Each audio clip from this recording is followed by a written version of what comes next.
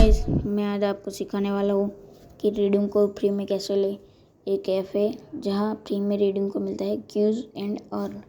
तो गाइस, आपको ये ऐप ओपन कर लेनी है, आपको बोनस मिल जाएगा, लॉगिन कर लेना है। ये कोई प्रमोशन वीडियो नहीं है। तो गाइस देखो, मैं टास्क के सब आते हैं। तो गाइस मैंने टास्क पूरे किए, 5 स्टार रेटिंग। देखो गाइस, इतने कॉइन अब तक कमा चुका हूँ मैं, 5000।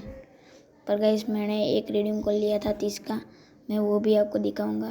तो गाइस देखो, यहाँ 900 वाला भी, 500 वाला भी। तो गाइस ये सच में रीडिंग कोड देता है, आपको फेक लग रहा होगा लेकिन ये रियल है। तो गाइस मैं दिखाता हूँ प्रूफ।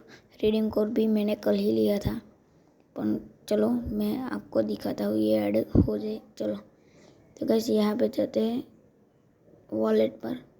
तो गाइस विड्रॉ हिस्ट्री देखो गाइस, मैंने 57 को मतलब 4:57 PM को रीडिंग को लिया और 5 बजे तो आ भी गया था रीडिंग कोड। तो गाइस अभी 10 का मैं गिव अवे करूँ, पर इस पर कमेंट करो, मैं कोई एक लकी सब्सक्राइबर को मैं रीडिंग कोड गिव अवे कर दूँगा 10 का। बाय।